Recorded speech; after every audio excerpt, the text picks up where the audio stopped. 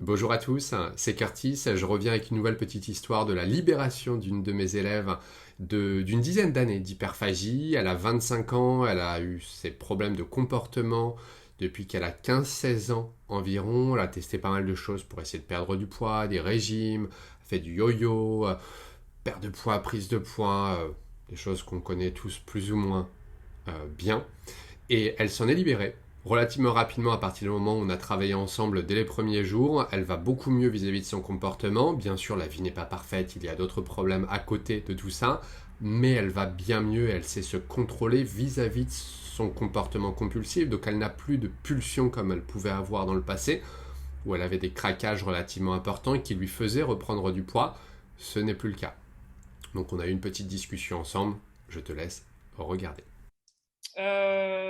Donc, avant de te contacter, j'ai fait des régimes à répétition. J'ai tout le temps eu des problèmes de poids. Et je pense que l'année dernière, j'ai fait une année de naturopathie où on est vachement plus ouvert sur ce genre de choses. On discute beaucoup plus de l'approche de la nutrition, tout ça. Et je pense que ça a commencé à m'ouvrir les yeux sur le fait qu'il y avait un souci. Et cette année, je me suis beaucoup remise en question, l'année dernière aussi. Et j'ai commencé à voir qu'en fait, j'avais vraiment des pulsions et que c'était peut-être, on va dire, une maladie et que c'était pas juste moi qui faisais pas d'efforts et qui était là à me laisser aller dans mon quotidien et mon train-train, mais qu'il y avait peut-être quelque chose de plus compliqué derrière et que j'avais besoin d'aide en fait.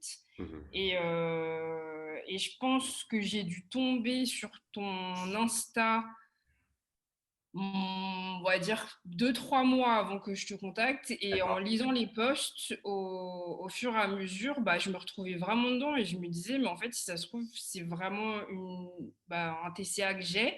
Et je m'étais jamais posé la question, sachant que j'ai fait quand même ça comme étude, donc je sais ce que c'est une TCA. Mais, euh, mais je me suis jamais dit que c'était possible parce que pour moi, bah, j'ai vomi pas, enfin, je me suis jamais fait de vomir, j'étais pas anorexique. Et donc, je m'étais dit, c'est pas assez extrême. Enfin, je suis pas assez pas bien, on va dire, pour que je sois vraiment malade. Et donc, je m'étais jamais vraiment remise en cause là-dessus.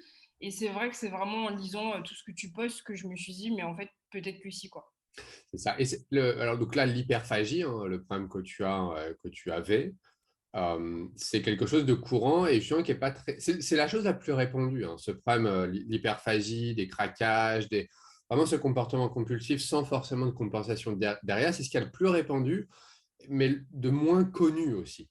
Beaucoup Mm. ont ce problème-là, mais c'est soit, bon, bah, j'ai ce problème-là, mais c'est comme ça, ou alors, bah, je ne sais pas si mon problème est assez grave pour me faire aider, par exemple, et c'est pour ça que c'est important pour moi aussi de le mettre en avant et d'en parler vraiment de cette hyperphagie. C'est que non, on n'a pas forcément besoin de se faire vomir ou d'avoir de grosses compensations derrière, tant qu'on a ce comportement compulsif, donc qui est exprimé par des pertes de contrôle au final. Est-ce que ça, Mm. tu peux en parler un petit peu plus des craquages, quel type de craquage est-ce que tu avais avant? Moi, c'était vraiment des craquages émotionnels, on va dire ça comme Mhm. ça. Genre, dès que Ouais. ça allait pas bien, dès que j'étais stressée, dès que j'étais fatiguée, dès que j'avais passé une mauvaise journée, je rentrais et soit j'allais piocher dans tout ce que j'avais à la maison, soit si jamais j'avais une excuse parce qu'il me manquait un truc d'aller acheter, je sais pas, un rouleau de papier toilette ou je sais pas quoi au Auchan, et ben au final, j'en profitais pour acheter une boîte de chocolat ou un paquet de chips ou un truc comme ça et je finissais tout dans la soirée. Et le pire, c'est qu'une fois que j'étais là-dedans, c'est que quand j'avais un aliment que je considérais néfaste à la maison, Mhm. il fallait que je le finisse le plus rapidement possible pour être sûr qu'après je ne sois plus tentée pour aller Mhm. repiocher dedans. Donc c'était vraiment un cercle vicieux et moins ça allait, plus je craquais, bah, mentalement pire c'était et donc après ça repartait. Ouais. Enfin, donc c'était Ça faisait combien vraiment de temps que tu étais dans ce comportement-là? euh, longtemps. Ça doit faire longtemps parce que quand j'étais plus jeune, je me suis souvent cachée pour manger parce que ma mère voulait pas que je mange certaines choses ou parce que elle considérait que j'en avais pas besoin. Et donc j'ai commencé à me cacher rapidement pour manger. Et donc, je pense que ouais, c'est parti tout. Et en fait, je faisais des crises quand je savais que personne n'était à la maison. Et je mangeais tout ce que je pouvais sur une petite période. Et après, quand tout le monde était là, bah, je faisais comme si de rien n'était, quoi. Mhm. Donc, consciemment, je m'en suis rendu compte l'année dernière, je pense. Mhm. Inconsciemment, ça doit faire peut-être une dizaine d'années que c'est déjà Ah, en place, quoi. ok. Là, tu as 25 ans. Oui, c'est ça. Euh, donc, tu me dis une dizaine d'années. Donc, peut-être que tu avais quoi, 16 ans. Ça a pu commencer peut-être Oui. sans que tu Ouais, te bah rendes ça, vraiment compte, je crois. ouais, voilà, ça a commencé très tôt parce que j'ai toujours été comparée à mon frère qui prenait pas de poids ou qui avait un poids qui était dans les normes. Et donc, lui, il avait le droit de manger un peu tout ce qu'il voulait et moi, non. Et donc, ça a créé beaucoup de frustration. Même les médecins, je me rappelle de mon pédiatre qui disait à ma mère que j'étais trop grosse. Enfin, Mhm. voilà, c'est des trucs, je pense il y a eu beaucoup de choses comme ça. Et après, j'ai vu des nutritionnistes, fait des régimes qui m'ont affamée. Et donc après, quand j'ai recommencé à manger, ben, c'était n'importe quoi. Donc ouais, donc je pense que ça a vraiment été un cercle vicieux et tout a fait que je suis partie là-dedans. Et j'ai mis beaucoup, beaucoup de temps à vraiment me rendre compte, quoi. Donc je Il y a pense eu que c'est beaucoup, ça aussi. excuse-moi, il y a eu beaucoup de tentatives de perte de poids. Est-ce qu'il y a eu, t'as longtemps essayé de perdre le poids ou de te restreindre ou de faire attention de... J'ai pas longtemps essayé parce que j'ai jamais vraiment eu la motivation en fait. Hmm. Parce que je partais toujours dans des trucs, c'était n'importe quoi. C'est à moitié si j'arrêtais de manger ou alors je commençais à faire du sport tous les jours alors qu'au final j'aimais pas ça. Donc c'était Hmm. vraiment, je me forçais à faire quelque chose que j'appréciais pas. Et donc ça tenait peut-être un mois et au bout d'un mois je repartais, c'était encore pire. Et donc je reprenais du poids et après ça me redéprimait et donc je repartais dans l'autre sens. Donc c'était vraiment jamais une longue période. Hmm.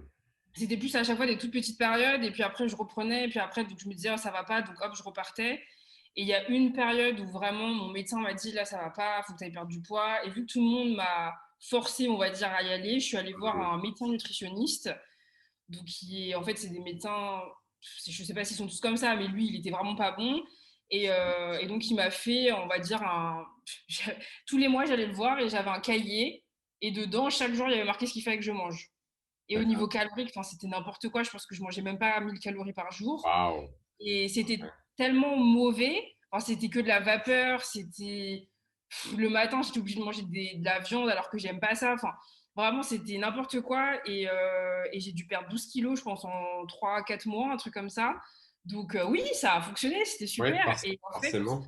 je me suis rendu compte à un moment donné que ça me dégoûtait tellement ce que je mangeais que je mangeais de moins en moins et Hmm. j'étais en étude de diète à ce moment-là donc je me suis dit mais c'est n'importe quoi enfin si je continue comme ça moi je vais partir vers l'anorexie je vais Ouais. complètement arrêter de manger et enfin il va rien se passer de bon et donc au final au fur et à mesure je me suis détachée de ce monsieur-là et j'ai arrêté d'y aller mais j'ai pas du tout appris comment manger donc au final une Hmm. fois que j'avais fini ça bah, j'ai repris mes habitudes d'avant voire je pense même encore plus parce que j'ai été tellement frustrée pendant 3 4 mois que, à mon avis, je me suis dit, allez hop, c'est parti. Et donc au final, j'ai repris encore plus de poids que ce que j'avais perdu. Donc là, c'était un médecin hein, qui t'a conseillé de manger moins de 1000 calories par jour et te dire, bah tiens, tu manges ceci, tu manges cela, quoi. Oui, je me rappelle, moi ça m'avait paru aberrant. J'y étais allée et il m'avait dit, est-ce qu'il y a des légumes que t'aimes pas? Je lui ai donné deux, trois légumes comme ça et il m'avait fait une fiche. On n'avait même pas eu de discussion sur comment je pouvais changer mon alimentation. C'est vraiment, j'avais un cahier et il fallait que je mange ce qui avait marqué dedans.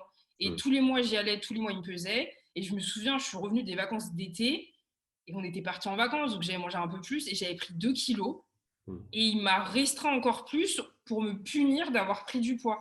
Waouh. Enfin, voilà quoi. C'est vrai. Voilà comment, en gros, on crée un trouble alimentaire et ce problème par la Ouais. suite, et que notre cerveau ensuite bah, cherche à nous protéger contre ça. Et donc, après ça, il y a eu des crises, des craquages. Est-ce que dans ton cas, les craquages, c'était fréquent, c'était par période, c'était quotidien, c'était... C'était plus par période, parce que je pense qu'il y avait des périodes où ça allait, les périodes où j'allais bien, on va dire par exemple quand je suis en vacances ou des trucs comme ça, où vraiment je prends le temps, où j'ai pas besoin de me poser des questions, où généralement les choses vont bien, il n'y a pas trop de stress, tout ça, ça allait bien. Et puis dès que je repartais dans mon train-train avec l'école les contrôles, les trucs, les oraux, enfin voilà, tout ce qu'on adore, bah, dès qu'il y avait un stress, j'avais tendance à refaire des crises ou dès que j'étais frustrée ou des choses comme ça. Et le pire, c'est quand j'ai commencé à vivre toute seule parce que j'avais plus d'excuses en fait. Je pouvais plus me cacher. Enfin, j'étais tout le temps toute seule. Donc en soi, si j'avais envie de craquer, personne allait arriver dans l'appartement. Personne allait me dire, ah Marion, qu'est-ce que tu fais? Mm. Enfin, c'était vraiment en soi, vis ta vie, fais ce Ouais, que tu veux. Et puis voilà quoi. Donc je ouais. pense que ça a un peu envenimé les choses aussi à ce moment-là. Ok. Donc, pas mal de craquage. Est-ce que c'était des grosses quantités à chaque fois par prise ou c'était plutôt des grignotages fréquents sur la journée ou un peu des deux? C'était pas des grosses quantités, c'est juste que c'était des aliments qui étaient surtout très caloriques. Je pouvais manger une boîte de Kinder dans la journée. Ok. Donc, enfin, je pense que sur les boîtes, il doit y en avoir peut-être une vingtaine, les petites barres de Kinder là, et je D'accord. pouvais me les faire pour la journurnée. Et Ok. en fait, une fois que j'ai mangé ça, après j'avais un dégoût pour ça, donc je pouvais manger autre chose. Mais c'est surtout que c'était un apport calorique qui était beaucoup trop important Ouais. par rapport à ce dont j'ai besoin, quoi. Ok. Ok. Et, euh, et donc là, on a commencé à travailler ensemble. C'était fin d'année Au dernière, 1er à peu janvier, près. 1er janvier, exactement, c'est ça, exactement, voilà, c'est une 2022. bonne résolution. C'est exact. Et donc là, ça va faire quasiment, bah, les 8 semaines, là, on a quasiment fini notre programme ensemble. Ça va faire 8 semaines à peu près. Ouais. Mm. C'est ça. Est-ce que tu peux faire un petit point juste sur comment ça s'est passé pour toi, l'évolution, la rapidité, comment tu t'es senti au fil de ces semaines? Moi, j'ai l'impression que ça allait très vite. Ouais. C'est Que ça. ça allait vraiment très très vite. Et je pense que ça m'a fait peur au début parce que je me suis dit que c'était pas possible que j'arrive à arrêter aussi rapidement. Hmm. Et je suis du genre à me poser beaucoup de questions, je pense que tu as dû le remarquer, à me poser beaucoup de questions, à beaucoup réfléchir souvent. Et donc c'est vrai qu'au début, j'ai beaucoup cogité et je pense que j'en avais besoin aussi. Mais après, je pense qu'à la fin du premier mois, ça allait déjà. J'ai Hmm. pas refait de vrai craquage Mhm. depuis que j'ai commencé. Donc en soi, Hmm. tant mieux. Tant mieux. Tant mieux. J'ai eu quelques hauts, quelques bas, mais après, je pense qu'une fois que j'avais réussi à trouver vraiment quand est-ce que les pulsions arrivaient, moi, c'était Hmm. surtout l'ennui en fait. Dès Ouais, que je m'ennuyais beaucoup ou dès que j'étais stressée, ça revenait rapidement. Mais ça, je les ai remarqués assez vite. Donc au final, j'arrivais à savoir quand est-ce que c'était une pulsion. Et maintenant, même quand je m'ennuie, enfin, je les ressens presque plus, quoi. c'est ça. Donc, euh, donc voilà, après, je sens qu'il y a encore des trucs qui sont assez fragiles. Bah, Oui. typiquement, l'exemple de la balance de la dernière fois, Ouais. ça m'a pas fait craquer, mais au final, je me suis vraiment pris une claque et je pensais pas que ça serait aussi violent en fait. Donc, euh, C'est donc ça. après, je pense qu'il va falloir que j'apprenne aussi à être patiente et Ouais. tolérante envers moi-même parce que ça, je sais que j'ai du mal à le faire. Mais sinon, oui, par rapport aux crises, j'ai pas envie de repartir là-dedans. Donc, je pense qu'à ce niveau-là, il n'y aura pas de souci. Mhm. Mais c'est vrai que tout n'est pas acquis, quoi. C'est ça. Et c'est un travail global j'aide les gens sur 8 semaines et comme tu le vois, tu as eu des résultats très rapides. Et se sortir des compulsions, des craquages, etc., comme je le dis souvent, c'est simple. Maintenant, ce n'est pas facile dans le sens où ce qui est difficile, c'est tout ce que ça englobe autour. Mm, mm, Les mm. obsessions corporelles, les obsessions vis-à-vis de l'alimentation. Et en fait, c'est tout ça après à rééquilibrer et apprendre à remettre en place. Après, il y a aussi cette vision du corps. Est-ce que c'est possible de progresser ou non? Il y a des personnes qui sont dans une situation où bah, le poids est trop bas. Pour d'autres, le poids est peut-être un petit peu haut par rapport à ce qu'elles voudraient. Il est toujours possible de trouver un juste milieu, en fait, entre ce que ton Mm. corps et ta santé peut accepter, entre guillemets, et ce que toi, tu peux accepter, ce que tu veux réellement. Là, la priorité, comme bah, tu avais parlé à Ludivine, je crois, au départ, hein, pour le premier Oui, appel. c'est ça, ouais. Mm. Comme on explique au départ, la priorité, c'est toujours le comportement. C'est toujours rectifier le comportement parce que là, même si je te donnais un plan alimentaire ou te disais, bah, tiens, tu manges comme ça pour perdre du poids, voilà quoi faire, bah, tu ne pourrais pas le suivre parce qu'au bout d'un moment, tu vas avoir des craquages, tu vas Mm. manger plus et ça ne servira à rien. Donc, c'est toujours reprendre le contrôle de ton comportement, bien qu'après, tout ne soit pas résolu dans la vie. Il y a toujours, OK, confiance en soi, hein. On ne se sent pas toujours tous les jours bien dans son corps. Des fois, quand on se pèse, voilà, on n'aime pas forcément le chiffre. Mais ça, je veux dire, Mm. c'est secondaire par rapport à la reprise, reprendre le contrôle de son comportement. Ça, c'est la priorité. Le reste, c'est pas grave. Dans la vie, rien n'est parfait. Hein, rien n'est. Ça veut pas dire qu'il faut s'en contenter et se dire bon bah c'est comme ça jusqu'à la fin de ma vie. Non, on peut travailler dessus, mais il faut travailler dessus dans le bon ordre et faire les choses dans le Mm. bon ordre. Là, tu as repris le contrôle de ton alimentation, de ton cerveau. Tu utilises mieux ton cerveau entre guillemets maintenant. C'est Ouais. ça le but.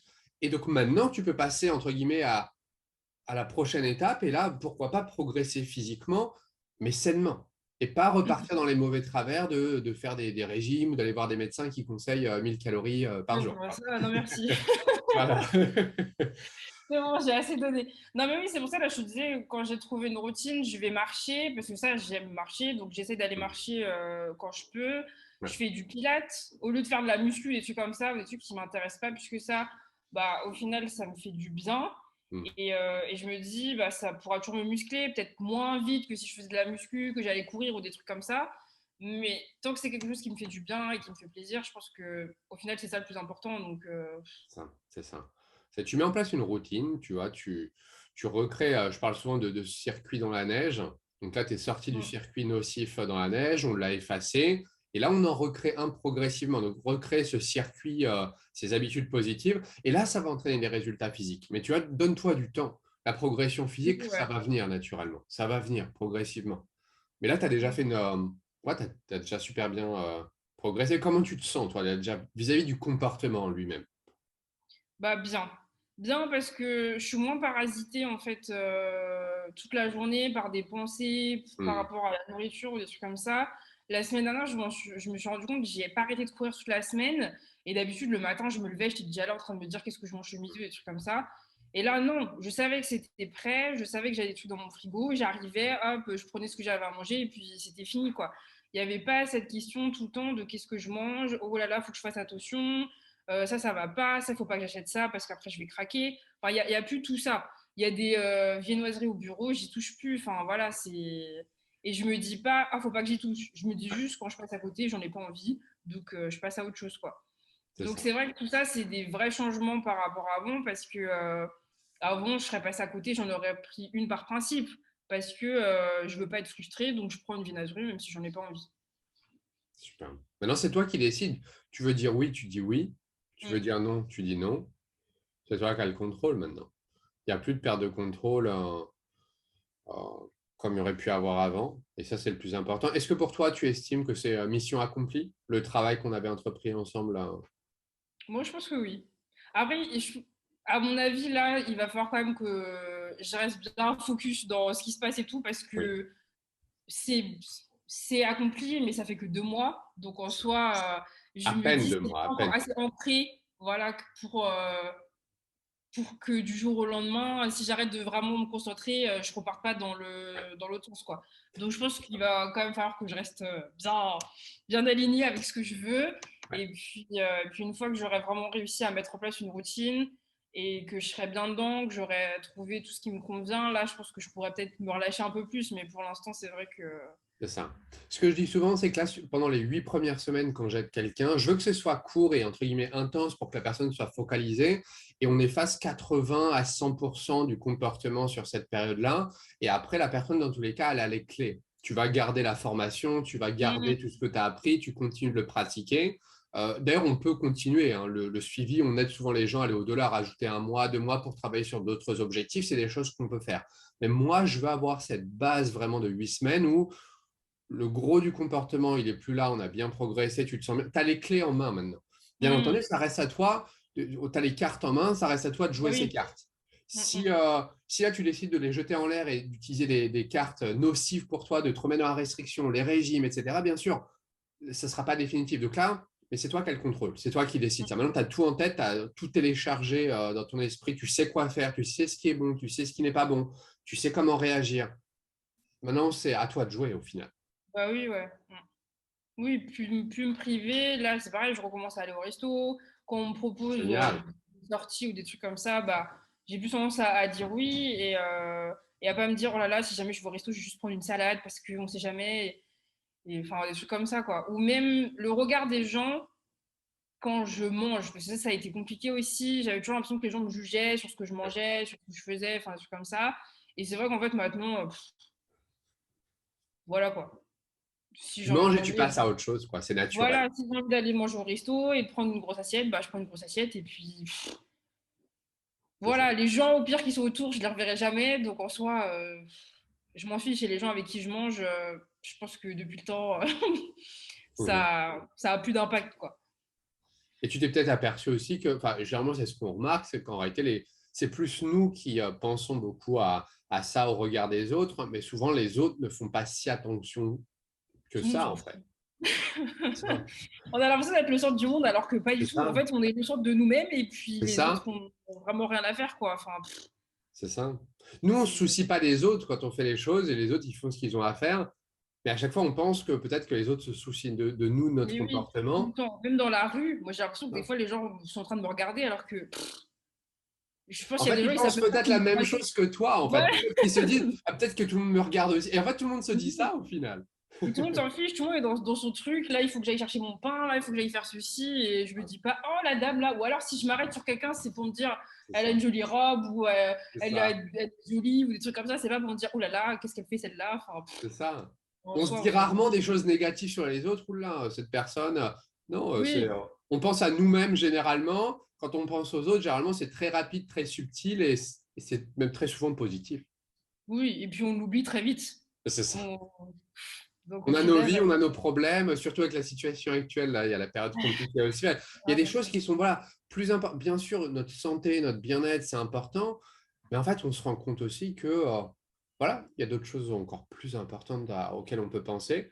Et ce qui est marrant, c'est que quand on commence à penser à des choses plus importantes, ça ne veut pas dire qu'on s'oublie, mais tout devient un peu plus naturel et tout rentre dans l'ordre progressivement. Ça, là, c'est encore un petit peu tôt pour toi, mais tu verras par rapport au poids, notamment le physique, tu verras que quand tu mets en place une routine, tu n'y penses plus trop, tu passes à autre chose, soudainement, il y a un jour où tu vas peut-être te réveiller, tu vas dire, ah bah tiens, j'ai perdu X kilos.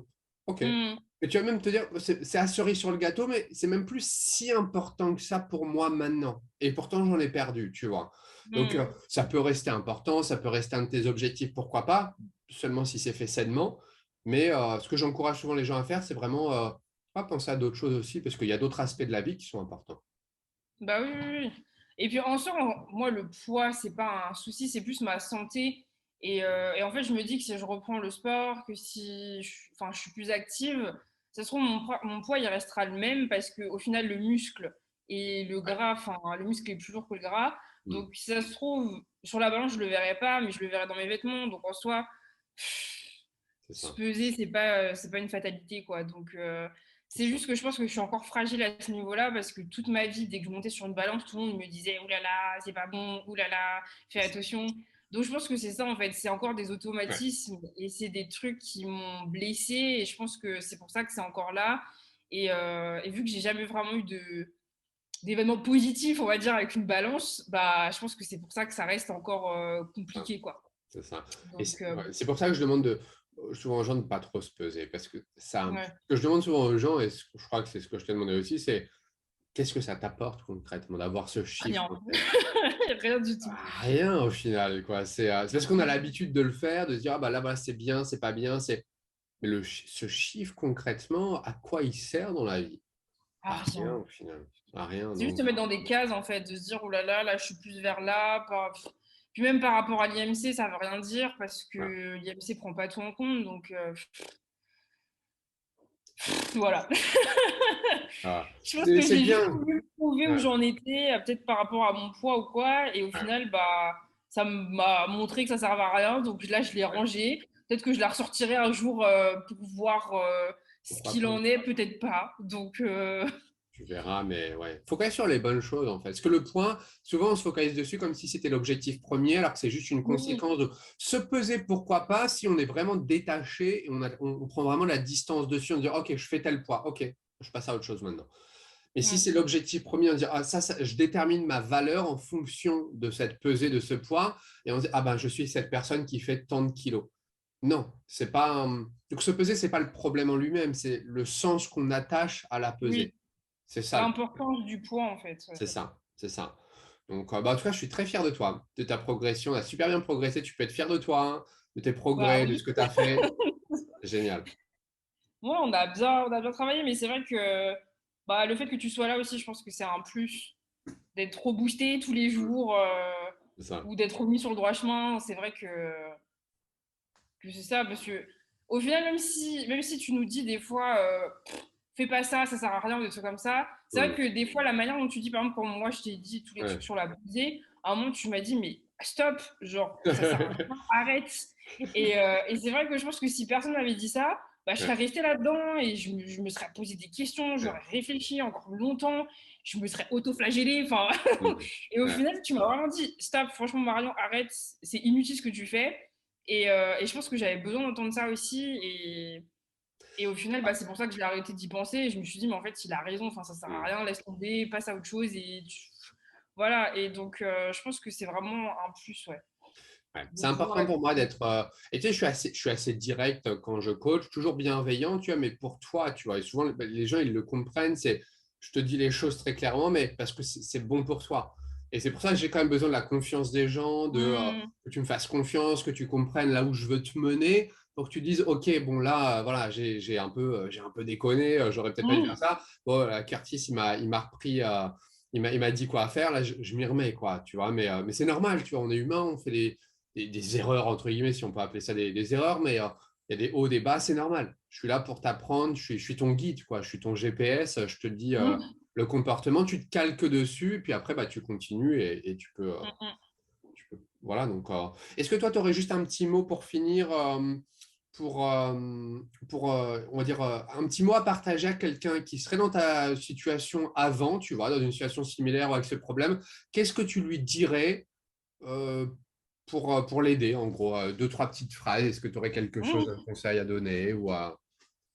Qu'il faut pas hésiter à se lancer. Parce que Ouais. généralement, les gens se posent beaucoup de questions et se disent, bah, comme moi, je me suis dit au début, je suis pas assez malade, ça me convient pas. Faut pas hésiter en fait. Mm, Surtout que là, le premier rendez-vous, le premier coup de mm. téléphone qu'on fait avec vous, au final, vous nous dites, je peux t'aider, je peux pas t'aider. Donc au Ouais. pire, on n'a rien à perdre. C'est ça?